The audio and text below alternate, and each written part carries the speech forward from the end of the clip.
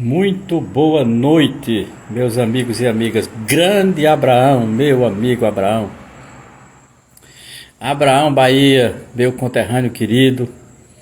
Somos de Garanhuns. Muito obrigado pelo abraço, meu amigo. Muito obrigado, viu?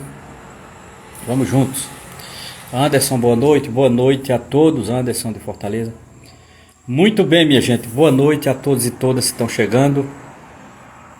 Boa noite, Sandro, querido. Muito boa noite. Hoje a live é sobre Paulo Leminski, né? A live da noite do domingo. Eu tô fazendo todo domingo agora uma live às 8 horas. Geralmente entre 8 e 9 da noite. No mais tardar 9 e meia. Mesmo assim eu acho que é muito. Uma hora é o suficiente, né? Pra gente expor alguma coisa do nosso pensamento, alguma coisa que estamos pesquisando, trabalhando, estudando, lendo, não é? Então, nos domingos à noite, quem tiver interesse, eu acho importante, não é? A gente estar no domingo. E hoje a live é sobre Paulo Leminski. Não sei se todos e todas que estão aqui conhecem Paulo Leminski. Leminski é um poeta curitibano que nasceu em 1944, portanto 100 anos, né? Esse ano Leminski faria 100 anos, em agosto, faria 100 anos.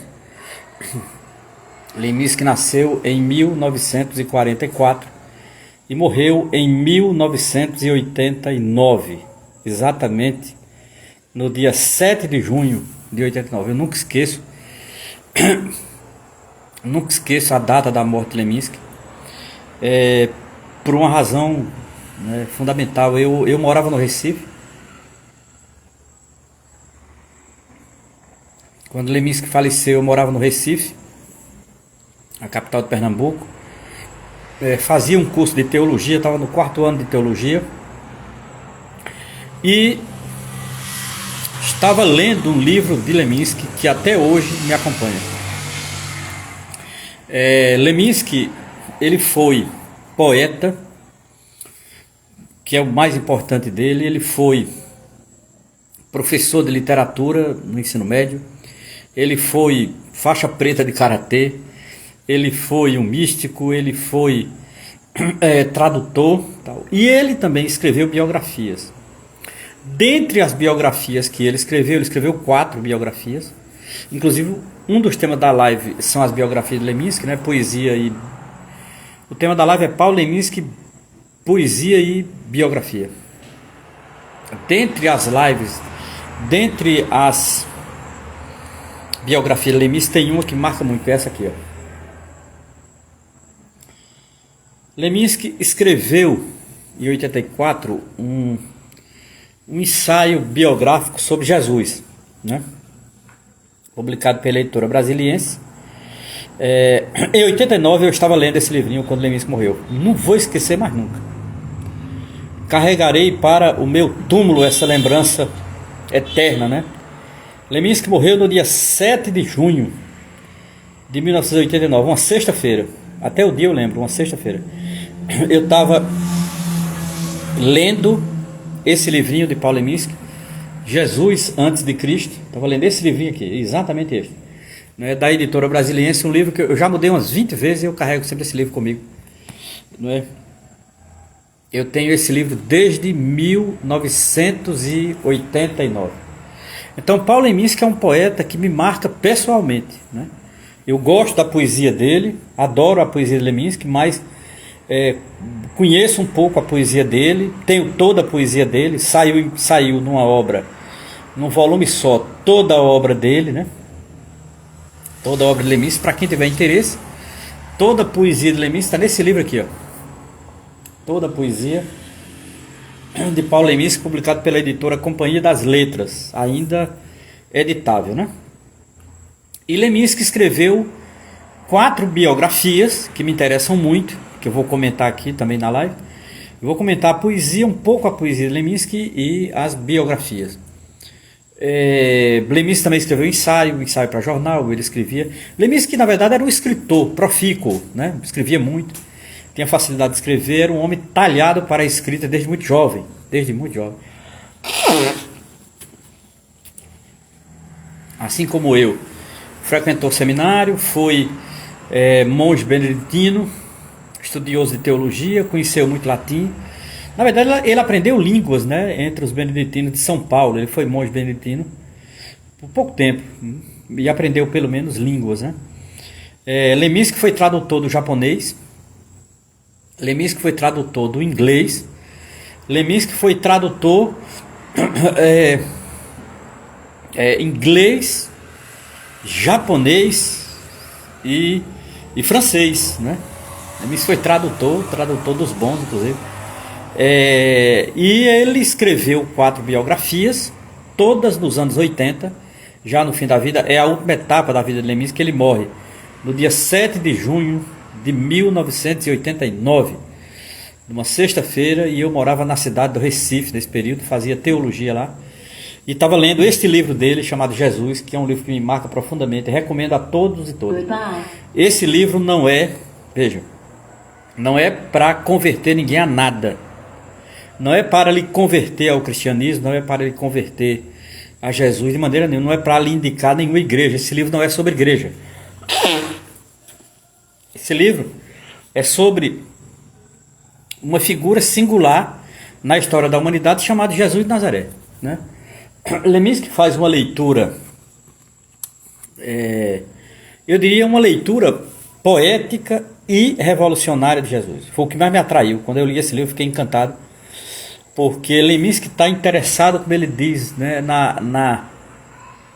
para Leminski, Jesus foi um revolucionário. Ele tem essa posição. E, inclusive, a dificuldade das igrejas entenderem Jesus para Leminski é porque Jesus foi um revolucionário, né? Então, Leminski, ele escreveu 4 biografias. Vamos lá. A live, para quem está chegando aqui, é sobre Paulo Leminski, poesia e biografias. Ele escreveu 4 pequenas biografias para a editora Brasiliense, para uma coleção de nome muito bonito chamado Encanto Radical. Era uma coleção de pequenas biografias. Nessa coleção, Paulo Leminski escreveu 4 biografias. A primeira biografia foi sobre Leon Trotsky. Ele escreveu. Para aqueles que querem ainda ter acesso, está aqui nesse livro, chamado Vida, né? As 4 biografias estão no livro só, pela editora Companhia das Letras, né? Então, Leminski escreveu uma biografia sobre Trotsky, Leon Trotsky, o revolucionário. O título é bonito, Trotsky, A Paixão Segundo a Revolução, né? Leminski escreveu também uma biografia sobre o poeta negro catarinense chamado Cruz e Souza. Ele escreveu um livro sobre Cruz e Souza, o poeta catarinense. Ele escreveu um sobre um poeta japonês do século XVI chamado Basho, Matsu Basho. E ele escreveu a biografia de Jesus, que eu mostrei agora há pouco. Então, Leminski escreveu essas 4 biografias, não é? Essas 4 biografias de Leminski, elas estão intimamente ligadas elas estão intimamente ligadas à vida de Leminski. Cada autor que ele biografou, ele não biografou gratuitamente. Cada autor que ele biografou a partir de uma opção que ele fazia por cada autor desse, né? Por Trotsky, por Cruz e Souza, por Basho e por Jesus. Eu acho 4 escolhas aparentemente completamente diferentes, porque são pessoas diferentes, são 4 homens de épocas completamente diferentes, né? Um do século I na Palestina, o outro do século XVI no Japão, os outros, um no século XIX no Brasil e o outro, que é Trotsky, no século XX, né, na União Soviética. Então, assim, Leminski ele escreveu essas 4 biografias sob o signo, como ele mesmo diz, de uma opção subjetiva e ao mesmo tempo de uma opção política, né? Para Leminski, Jesus foi um revolucionário, não há dúvida. Então, assim, para Leminski, Matsu Basho revolucionou o verso no Japão. Para Paulo Leminski, Cruz e Souza revolucionou o verso com o seu simbolismo na literatura brasileira no século XIX. E para Leminski, Trotsky foi um revolucionário, não há dúvida, né? O mais explícito dos revolucionários é Leon Trotsky. Então ele escreveu essas 4 biografias, né? São 4 vidas de 4 homens, não é, completamente diferentes no tempo e do espaço e ao mesmo tempo profundamente ligados, né? Então, nesse sentido, Paulo Leminski, ele quando eu li o Jesus dele, né? Foi o primeiro que eu li ainda em 1989, no ano da morte dele, né? Quando ele morreu no dia 7 de junho. No mês que Leminski morreu, eu estava lendo a biografia sobre Jesus. Não tinha a menor ideia que Leminski tinha problema de saúde. Eu conhecia muito pouco a vida dele. Sabia que ele era poeta, escritor, mas muito distante. Eu não conhecia a vida de Paulo Leminski, né? E ele era muito novo, né? Ele nasceu em 44, morreu em 89, né? Morreu muito novo, 50 anos. Morreu muito novo. Mas assim, quando ele morreu, eu morava na cidade do Recife, fazia um curso de teologia e estava lendo esse livro, Jesus, que eu carrego sempre comigo. Jesus, né? Jesus antes de Cristo, de Paulo Leminski, da editora Brasiliense, da coleção Encanto Radical. Exatamente, ele morreu no dia 7 de junho, numa sexta-feira. Exatamente na semana que eu estava lendo o livro dele. Foi uma coincidência muito grande. E uma coincidência que eu carrego comigo, né? Então, essas 4 biografias de Leminski, depois que eu li essa biografia sobre Jesus, eu procurei pesquisar sobre o autor, né? Queria saber quem era ele, tinha morrido, né? Saiu matéria na Folha de São Paulo e tal. Ele já era bem conhecido no Brasil. E aí eu comecei a conhecer a vida dele, né? Comecei a pesquisar a vida dele e aí fiquei encantado com a vida de Leminski. Leminski, descobri que ele era religioso, que eu não sabia.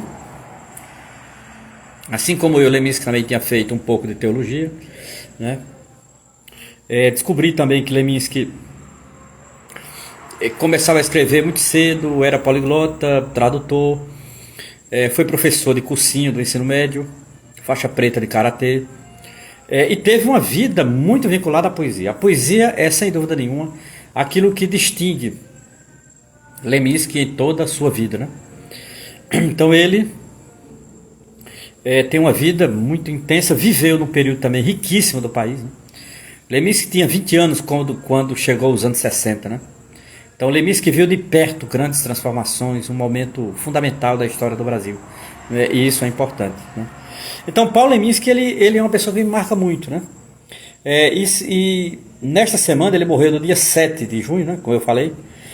No dia 7 de junho eu comecei digamos assim, fiquei pensando nessa semana em Paulo Leminski e tal, não. Como nos domingos eu sempre faço uma live, todo domingo eu gosto de fazer uma live à noite, depois das 8, entre 8 e 9, 9 e meia no máximo. E eu já tinha pensado, né, fazer uma homenagem a Paulo Leminski. Esse ano são 50 anos, esse ano são 100 anos do seu nascimento. Leminski nasceu em 1944, em agosto de 44, né? Então esse ano a gente lembra 100 anos dele. Em agosto, voltados da greve, eu estou em greve juntamente com meus colegas professores e professoras. Voltado da greve em agosto, a gente vai fazer uma homenagem a Leminski. Eu e um professor do meu departamento de filosofia, chamado professor Cícero Cunha, vamos organizar um seminário sobre os 100 anos de Paulo Leminski, né? Então, eu vou lembrar Leminski hoje na live e também lembrarei Leminski no seminário que nós faremos em agosto na Universidade Federal de Sergipe. Então, Leminski, ele escreveu as 4 biografias e ele também foi talvez aquilo que o diferencie, né, em tudo que fez, que é a poesia. Leminski foi um poeta, né? Segundo um outro poeta e crítico chamado Haroldo de Campos, paulista, que foi um dos mentores de um movimento poético chamado concretismo, para Haroldo de Campos, Leminski foi um dos melhores poetas de sua geração. A geração de Leminski é 70 e 80. Década de 70 e década de 80. Nessas 2 décadas, segundo o poeta Haroldo de Campos, Leminski foi o melhor poeta dessa geração. Eu concordo com Haroldo de Campos, concordo sim. Haroldo de Campos tem razão. Claro, essa geração teve bons poetas, sem dúvida. não é? Eu me lembro aqui de Torquato Neto, de Cacaso, de Chacal, de Ana Cristina César, não é? Essa geração teve poetas excelentes, né? Que é a geração dos poetas que nasceram nos anos 70, né? Que nasceram para a poesia nos anos 70, mas de fato Leminski é um dos melhores, né? Concordo com o distinto Haroldo de Campos. Veja, eu vou entrar agora na poesia dele. Fiz essa introdução geral sobre a vida dele, sobre as biografias tal, e sobre como eu conheci Leminski. Agora eu quero entrar propriamente na poesia dele, né? Como é que ele entendia a poesia, como é que ele escrevia a poesia, como era o seu laboratório criativo, né? A primeira coisa é que para Paulo Leminski, e eu acho que isso faz ser um dos melhores poetas de sua geração, a poesia não se limitava apenas ao texto. Veja, todo mundo sabe que poesia é poema escrito, é aquilo que vai para o papel, tem uma dimensão lírica, tem verso. Todos nós sabemos mais ou menos o que é poesia, ninguém é completamente alheio à poesia, ninguém, todo mundo sabe, leu alguma, tem ideia. Então o lirismo, o verso, a métrica, a rima, né, característica da poesia. Significa dizer, a poesia está vinculada a uma experiência essencialmente escrita, né?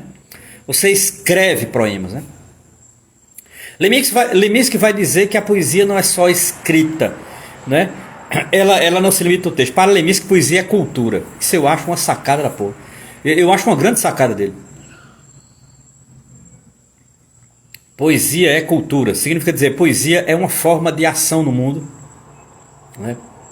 O poeta, de certa forma, ele está numa determinada sociedade. Eu acho isso muito interessante, né?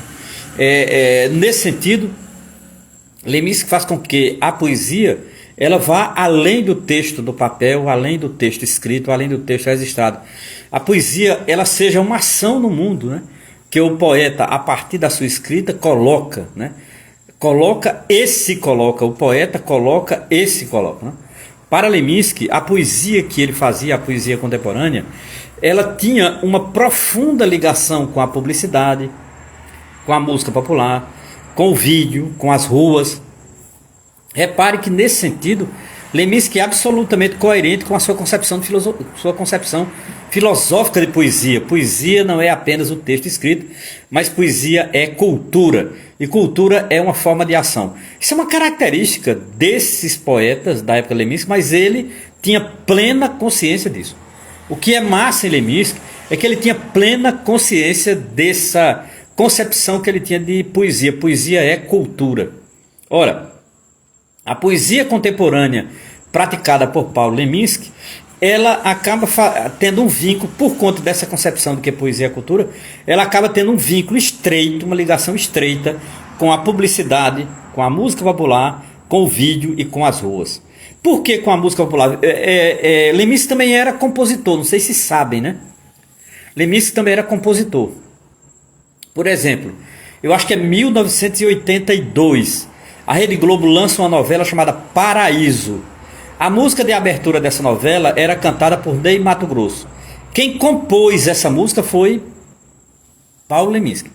Qual era o nome da música de abertura da novela Paraíso? Promessas Demais. Essa música é belíssima, eu adoro essa música. Ela é conhecida na voz de Ney Matogrosso. Ney Matogrosso canta e ela foi a música tema da novela Paraíso, da Rede Globo, né? Nos anos 80, 82 eu acho. Leminski é o compositor dessa música. Leminski compôs várias músicas. Leminski compôs com Caetano Veloso, Leminski compôs com Moraes Moreira. Leminski Promessas Demais, não é de maio não, Rogério, é Promessas Demais, não de maio. Promessas Demais é o nome da música. Essa música é de Paulo Leminski, né? E com ele compôs com vários. Então Leminski também era compositor, né? Agora, obviamente que veja bem, Leminski compositor não deixa de ser poético. Isso que eu acho interessante. Leminski não deixa de ser, como compositor, ele deixa a sua marca poética.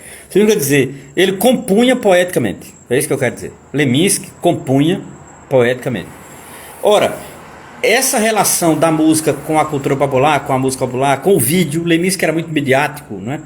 Ele morre em 89. Quando ele morre ali a década de 80, é a década do vídeo, né?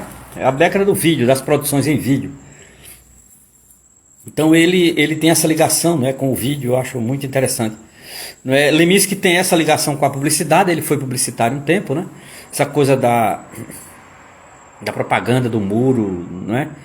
Leminski tem muito isso, ele articula bem essa coisa.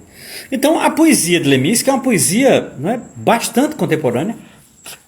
Leminski tem plena consciência de fazer uma poesia, não é, diante do mundo contemporâneo, e ele tem um domínio, não é, extraordinário da sua forma poética. Isso é muito importante. Leminski é um criador que tem um domínio muito forte da sua forma poética. Isso é muito interessante, né?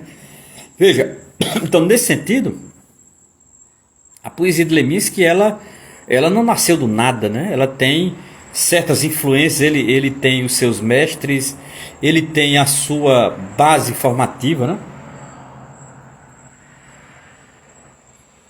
Então vamos lá, eu diria que Leminski tem 3 grandes influências na sua poesia, né?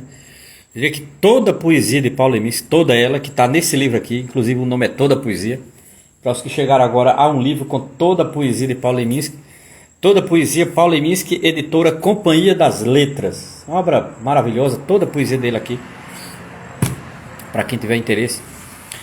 Ora, Leminski tem 3 grandes influências. A primeira influência dele é o modernismo, principalmente o modernismo de 1922 em diante.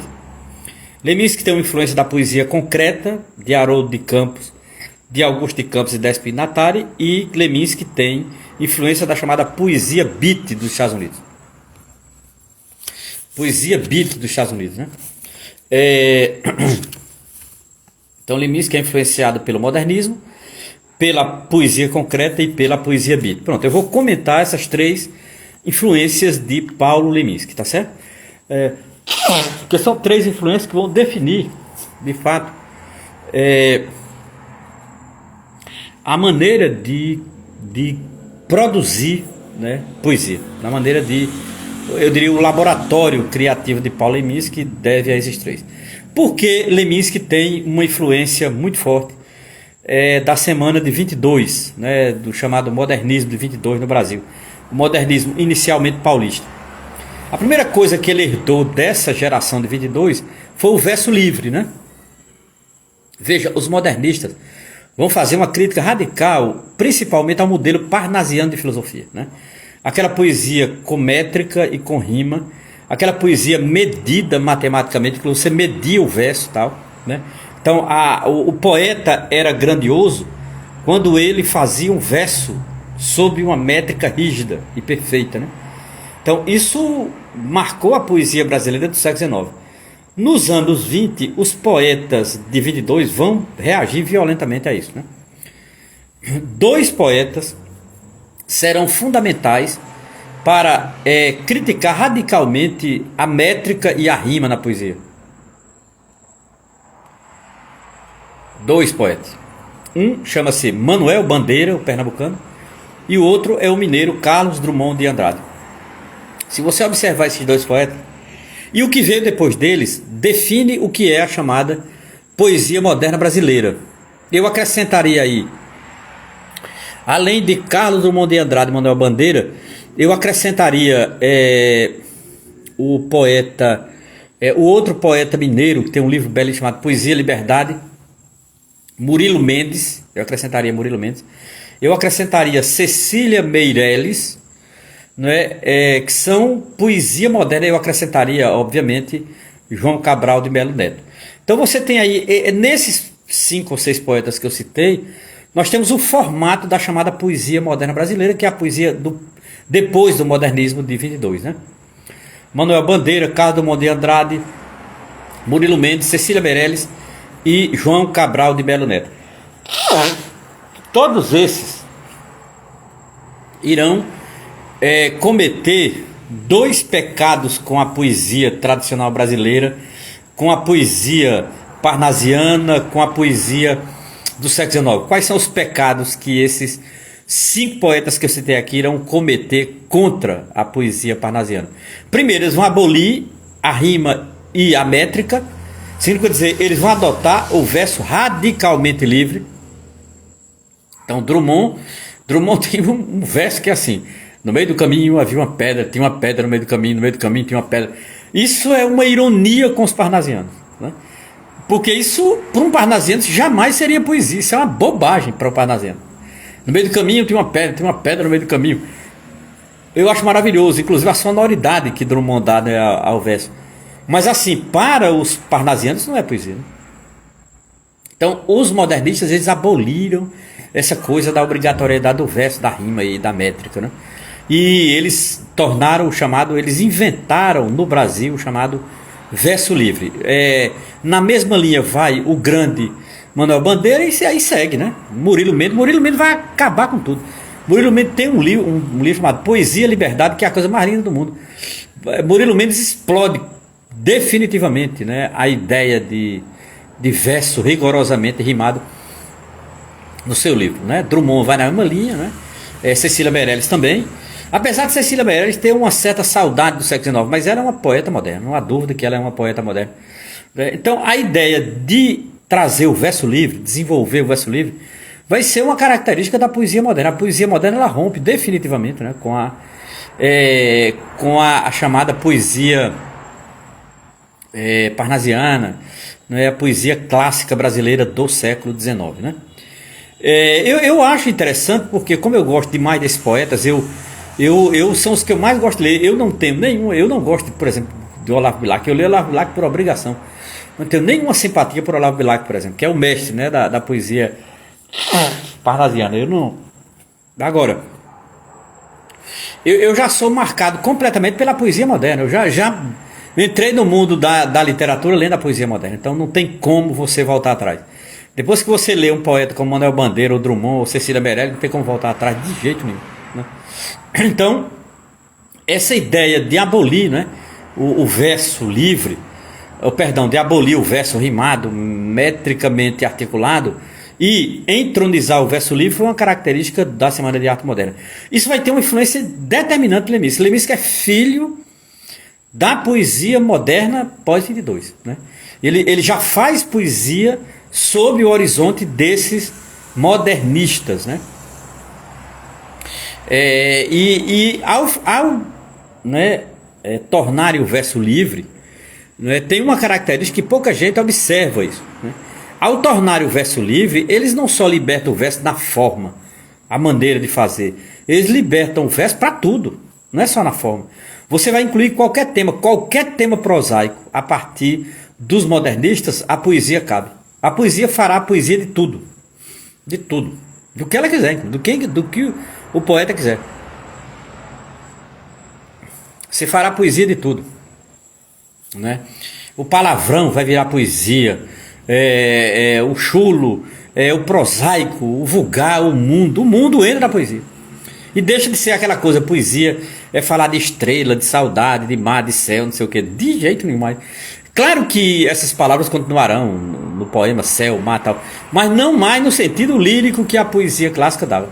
Eu acho isso massa demais, eu acho esse rompimento muito importante, porque torna a poesia prosaica, primeiro.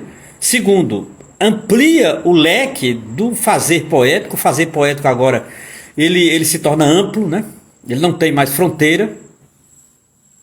E isso vai ter um impacto fora de série em Paulo Leminski.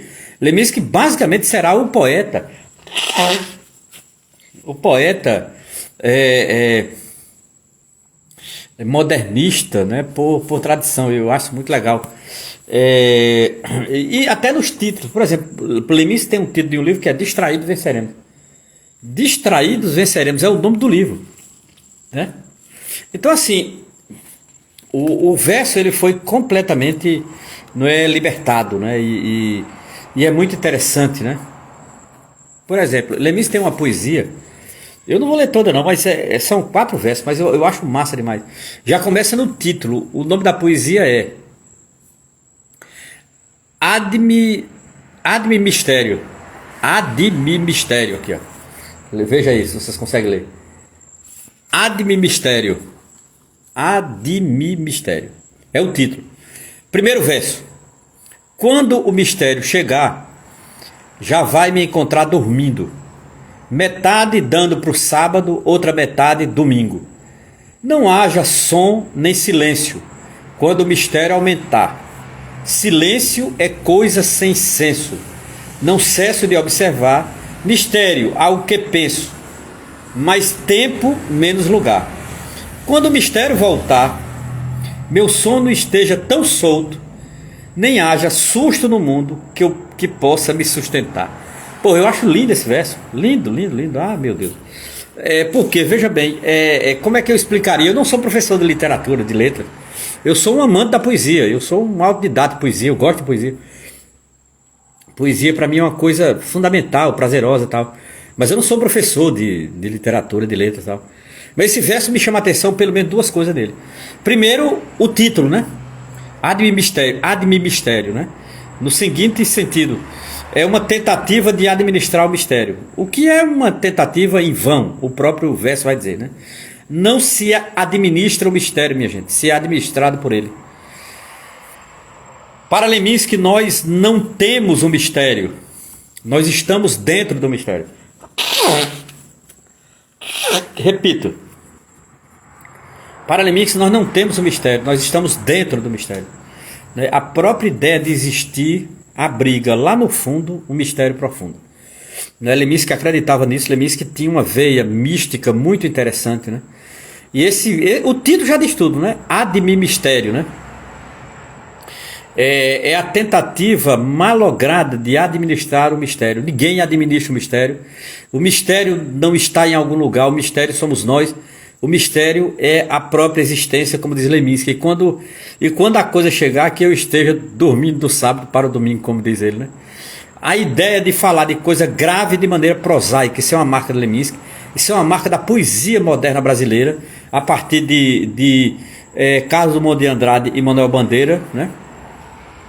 É uma marca que é você incluir elementos prosaicos numa poesia com palavras elegantes. Significa dizer, você cria um descompasso no verso.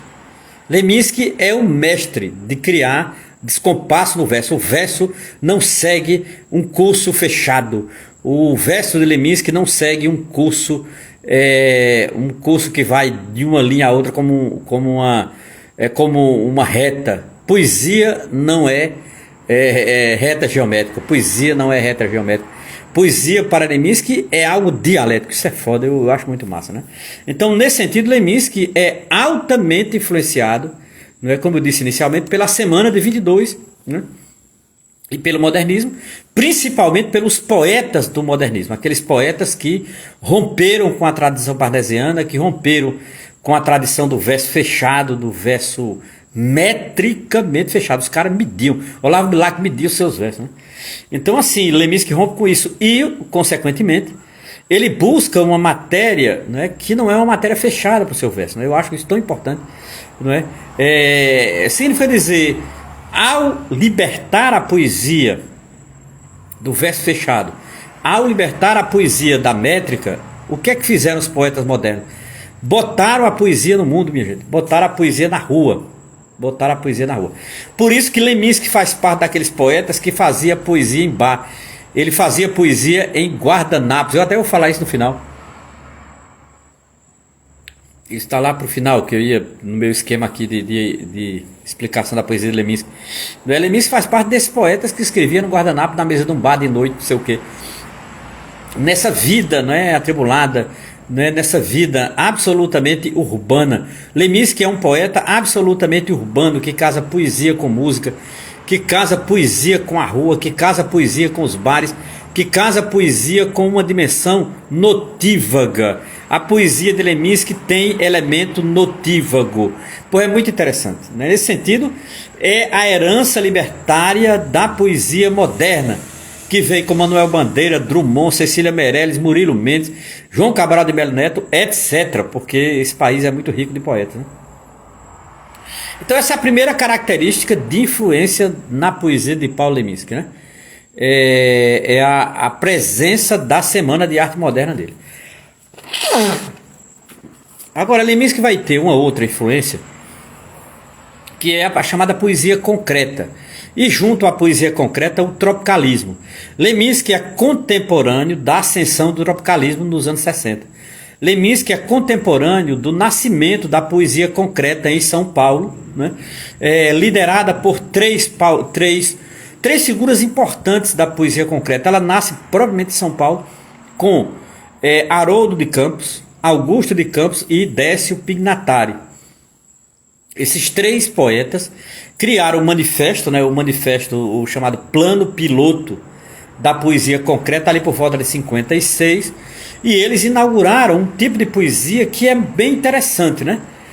A primeira característica da poesia concreta, que vai ter um impacto muito grande em Paulo Leminski, é essa coisa da emancipação da linguagem poética, né?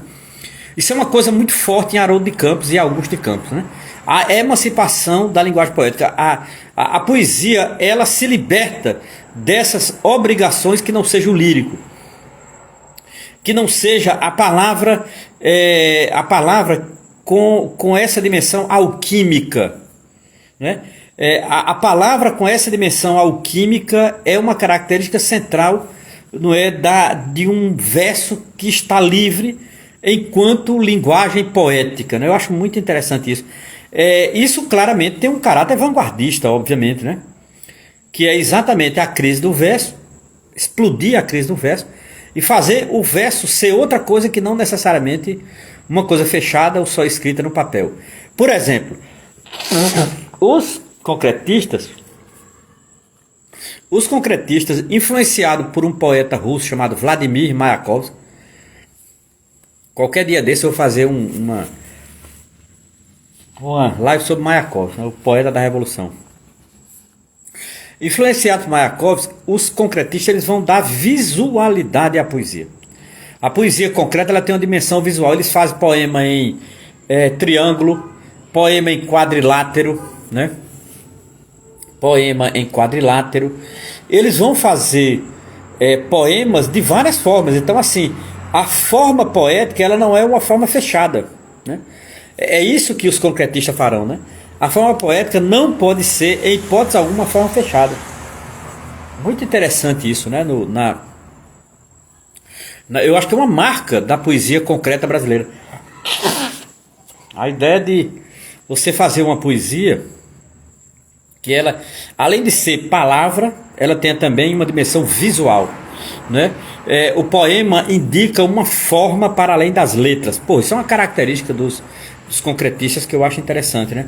Significa dizer, a poesia para os concretistas ela tem uma função visual. Isso é muito importante, né? A poesia para os concretistas ela tem uma função visual. Veja, inicialmente a função da poesia era a escrita, era o papel, que continua sendo, eles escrevem livros. Mas a poesia, ela não é restrita a livros. Ela não fica restrita ao papel, ela não fica restrita ao lápis e ao papel. Ela tem também uma dimensão visual. Ela tem também uma função visual. A poesia, ela é elaborada para ser vista também. A poesia é elaborada para ser vista também. Ora, em 1963, e aí é quando eu diria, é um acontecimento que vai marcar definitivamente a vida de Paulo Leminski. Em 1963, na cidade de Belo Horizonte, 1963, cidade de Belo Horizonte, será organizada uma Semana Nacional da Poesia de Vanguarda.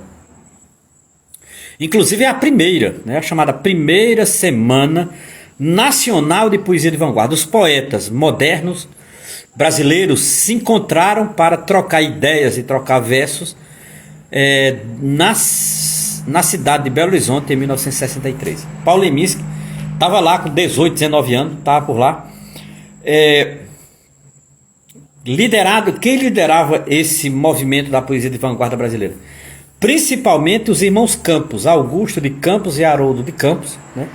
E outros poetas, Décio Pignatari e tal, né? Eles organizaram essa semana.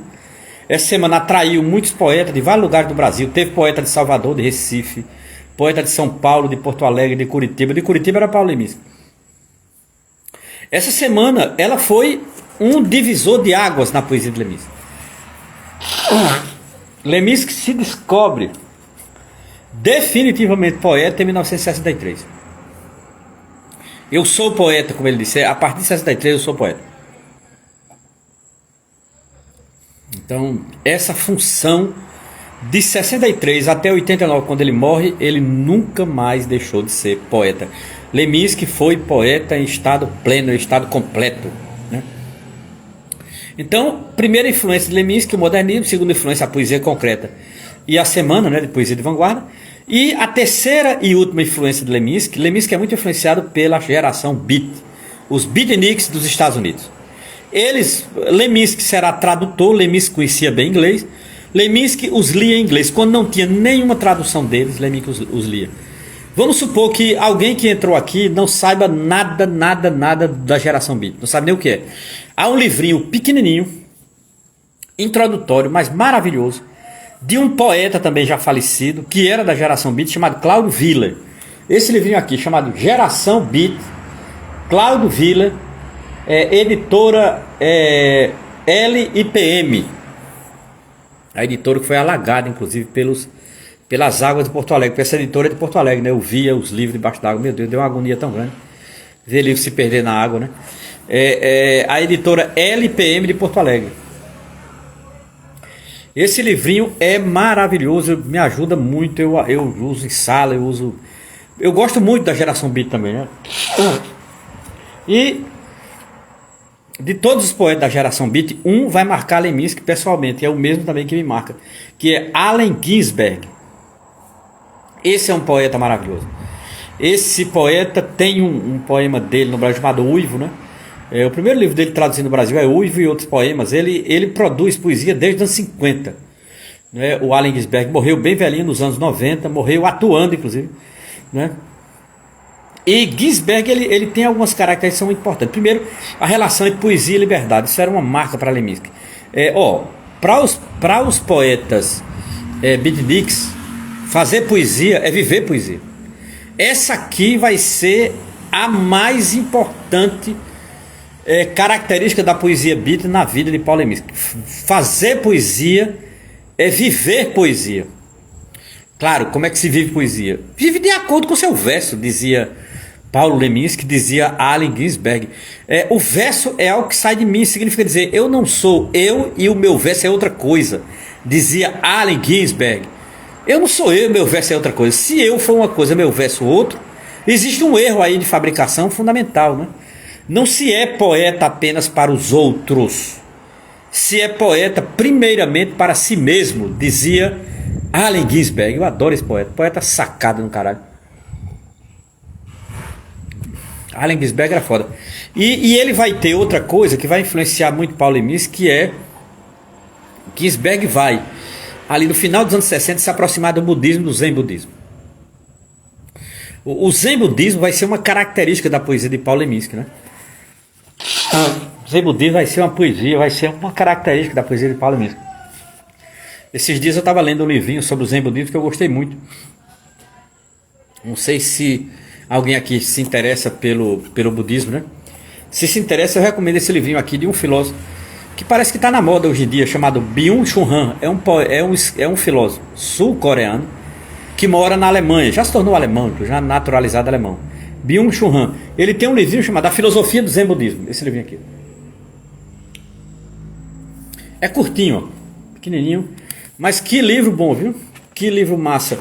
E eu achei legal porque ele é bem coerente com o título, Filosofia do Zen Budismo. Ele aproxima o Zen Budismo, essa prática originalmente asiática, chinesa em particular, ele aproxima de alguns filósofos ocidentais, né? Hegel, por exemplo, Heidegger, por exemplo.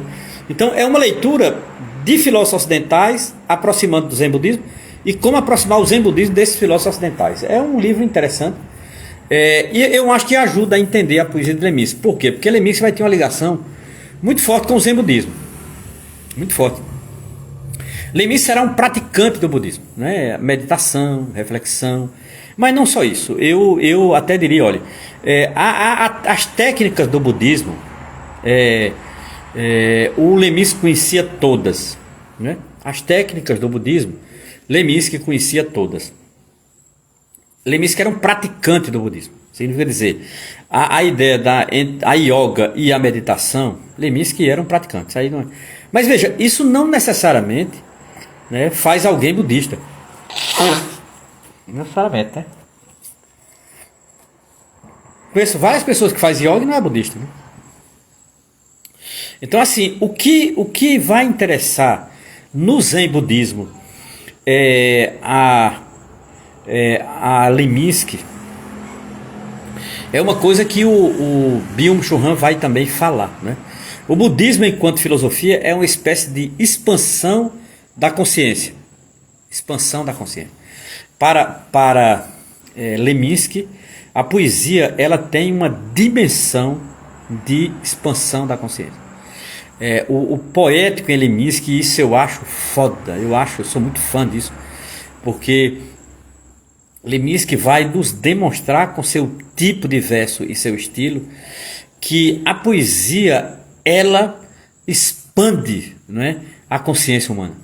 Porra, eu acho isso uma coisa muito poderosa, minha gente. Significa dizer, a poesia ela tem uma dimensão existencial muito radical e muito interessante, né? Sendo assim, essa poesia fortemente marcada pelo Zen budismo, com caráter expansionista da consciência, ela fará Leminski refletir nos seus versos e também nos seus pequenos ensaios sobre três coisas. E eu vou terminar minha live com essas três coisas, né? Essas três características da presença do Zen budismo na poesia de Leminski. Três temas que Leminski irá explorar em sua poesia e que são três temas que têm um ponto forte no Zen budismo. O primeiro ponto forte é a questão do vazio. O primeiro ponto forte é Leminski aí se casa com Allen Ginsberg e a geração Beat e com o Zen budismo, com Matsuo Basho. Nunca esqueça, eu disse no começo da live, Leminski foi tradutor do maior poeta japonês que criou um gênero chamado Haikai. Leminski foi tradutor de Matsuo Basho, nunca esqueçam disso. Leminski foi tradutor de Matsuo Basho. Então Leminski já tinha uma aproximação com a poesia japonesa antes mesmo de conhecer o budismo. Depois ele entra de cara, né, no Zen budismo. Então, três características dessa tradição Zen budista que vai ter impacto direto na poesia de Leminski. Eu acho foda isso. Vamos lá. A primeira característica é o vazio, né? Essa obsessão pelo vazio. O destino humano como vazio. A coisa... a coisa de que há um vazio no ser humano que ninguém vai. Segundo essa tradição do Zen budismo, há um buraco no ser humano que ninguém vai. Há um buraco ontológico, né? Significa dizer, a estrutura do ser, ela é lacunar. A estrutura do ser, ela tem uma lacuna. Alguém pode dizer, Roberto, isso é uma metafísica. Cara, eu acho que é uma metafísica, sabe? Agora, eu não saberia explicar isso assim em números matemáticos ou dar qualquer dimensão empírica a isso, tipo, qual é o objeto que representaria o vazio. O vazio, minha gente, é irrepresentável. O vazio é esse buraco ontológico do ser humano, você não tem como representar isso. Isso é irrepresentável.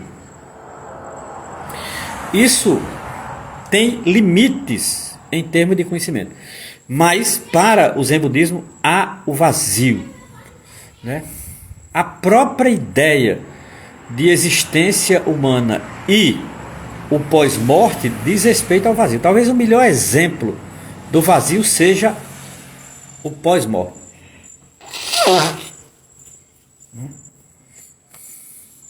Então essa coisa do vazio vai marcar a poesia de Leminski. Por quê? Porque qual seria a importância do vazio no fazer poeta de Leminski? É que traz para a poesia de Leminski o limite de tudo que fazemos. Significa dizer, todo ser humano ele é limitado em tudo que faz. O vazio coloca um limite na condição humana. É um tema que eu acho um tema muito, sei lá, um tema bastante metafísico, né? Uma outra característica desse Zen budismo de Leminski é o tema da morte, né? O budismo, de um modo geral, o budismo ele trata, né, da morte como como uma característica que eu acho fundamental, né? A morte é um tema muito importante no pensamento asiático, no pensamento japonês, no pensamento asiático como um todo, né? Mas eu acho que o tema da morte é universal. O tema da morte é universal porque a própria morte é universal. Morrer é a condição de tudo o que existe. Morrer nos é ontológico. Ao nascermos, estamos definitivamente programados para morrer. Doa em quem doer, goste ou não goste. Só não morre quem não nasce, diz Arthur Schopenhauer, o filósofo alemão, que também tinha lá suas simpatias pelo budismo, né? Só não morre quem não nasce. Então, a própria ideia de existir está intimamente ligada à ideia de morrer. Morrer e viver são faces diferentes de uma mesma moeda. Uma é a cara, outra é a coroa. Então, assim, e a morte, ela passa a acompanhar Paulo Leminski. Leminski tem dois fatos, eu nem falo tanto isso, mas porque ele não gostava de falar, né? Era uma coisa que Leminski não gostava de falar. Leminski perdeu um filho com 10 anos, meu amigo. Leminski teve um irmão que se matou em 86. Leminski tem dois fatos que a morte lhe provocou profundamente.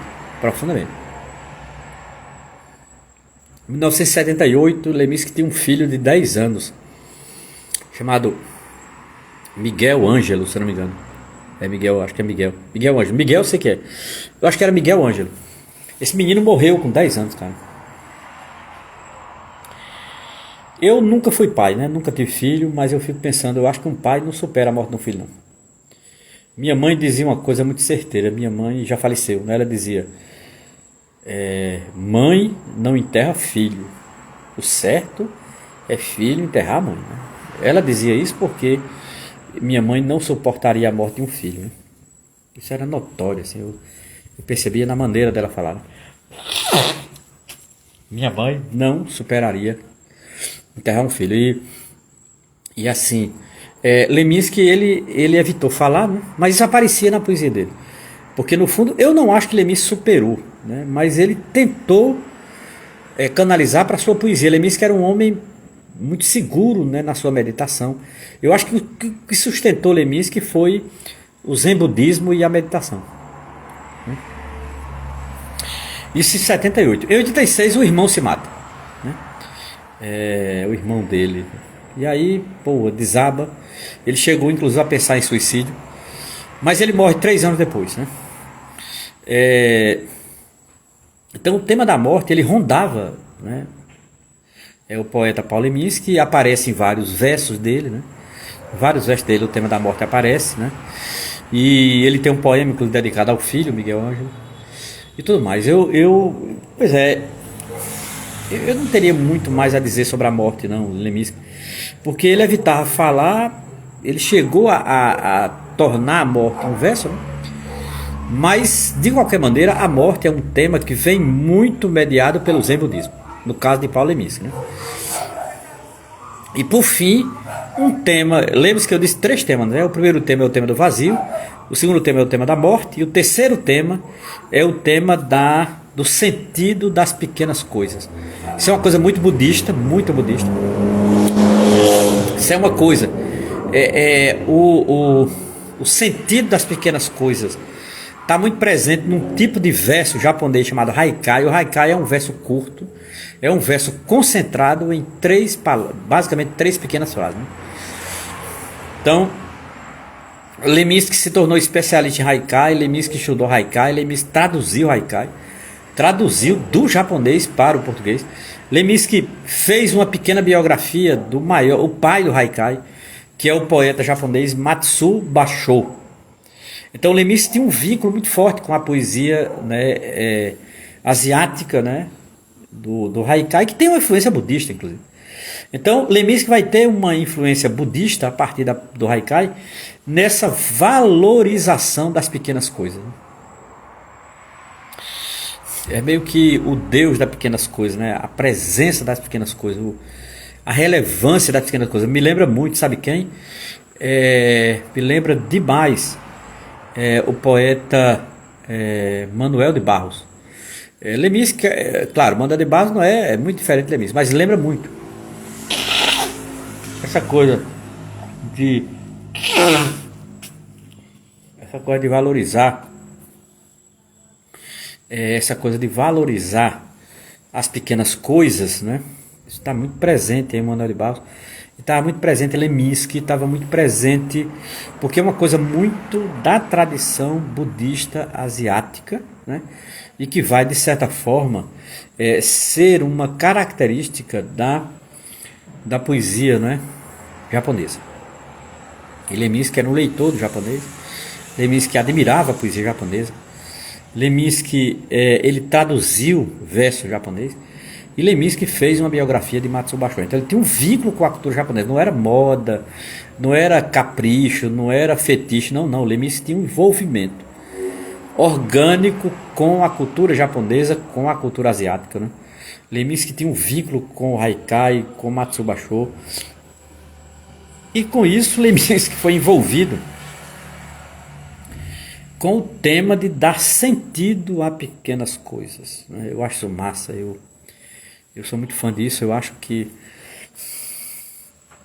o segredo da vida está nas pequenas coisas. Ele vai fazendo uma coisinha ou outra tal, e daqui a pouco você constrói um tecido maior, né? Essa ideia de que as coisas já nascem pronta, grande e tal, acho uma ilusão tremenda.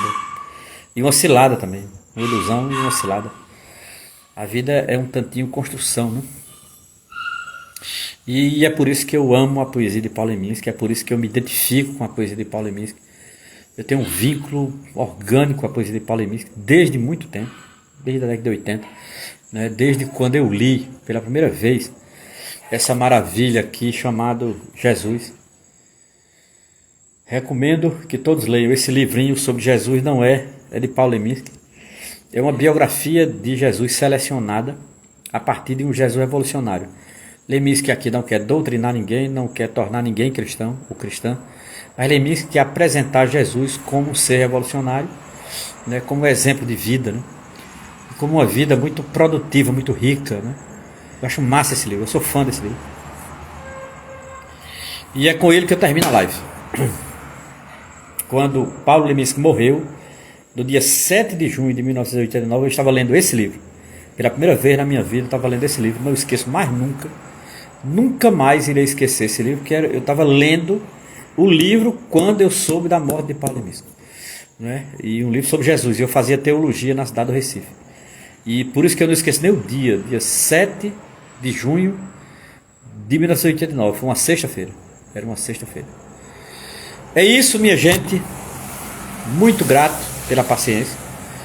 Eu gosto muito de fazer live nos domingos, porque eu não gosto de domingo à noite, eu odeio domingo à noite. Eu acho que eu vou morrer no domingo à noite, inclusive. Mas é isso, tá certo? Agradeço a todos e todas que passaram por aqui. Desejo a todos uma boa semana, uma semana produtiva, uma semana poética, uma semana criativa, uma semana que dê sentido, né, à nossa vida. Boa noite a todos e todas. Valeu!